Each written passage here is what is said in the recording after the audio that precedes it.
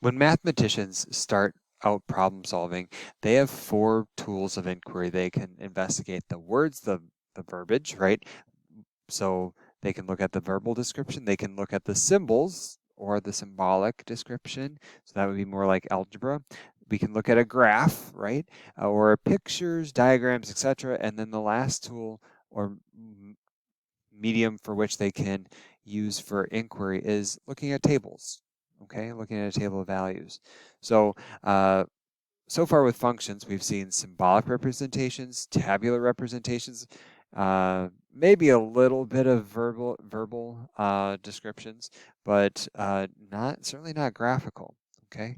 When we talk about a graph in mathematics, and specifically a graph of a function, it's a graph of the equation corresponding to the function. So again, corresponding to the x and y values, right? And actually, when we graph it, we plot all solutions to the equation. So there we go. Okay. So here we have some graphs of functions. Okay. So we can see that in this first one, we have f of x is equal to x minus 3 quantity squared. And again, you could write this, since this is a function, we could write y is equal to x minus 3 quantity squared. Okay. But again, you could look at like the value of 1 would be here. You can trace it up and you get, for a single x value, you get 1 y value. For another x value at 6, you can trace it up and you get a single y value. Same sort of thing here with g of x. We can look at this x value of minus 3, trace it down, insert or intersect the function at 1 point and 1 point only. Okay.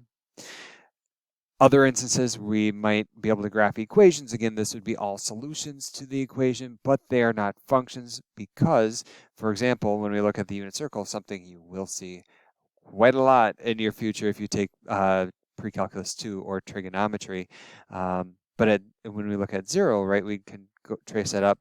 We find that there's one y value up at positive 1 and another down at minus 1. So since we have two y values for one x value, it's going to violate that rule of a function. So this can't be a function.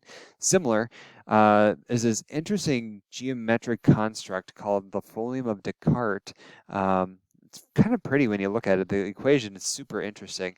But again, if we look, say, at this y value, or at, say, x value of like 1/2, like right here, you can see, okay, it hits 1, 2, and even 3 times down here.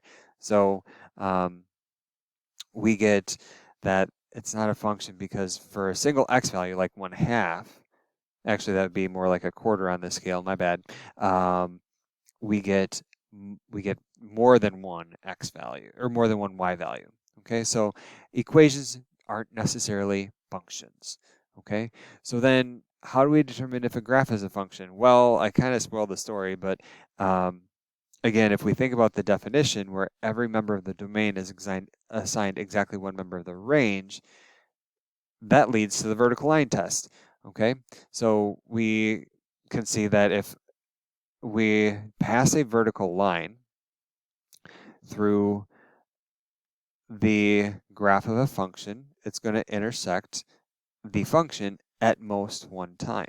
Okay, it could intersect none, and the example of that is here. Okay, so notice that over here, this last vertical line that I drew, it doesn't intersect the function at all. Okay, that's totally fine. It can still be a function. Okay, but it can only intersect a function, the graph, at most once, and then it's a function. Whereas when we look down here at these equations, right, if I take a vertical line through them, they're going to intersect more than once. Okay, intersect more than once. Okay, so these doing the vertical line test with a graph of an equation is a good way to verify if it's a function or not. If it intersects at most once, then it's a function. If it intersects more than once, not a function.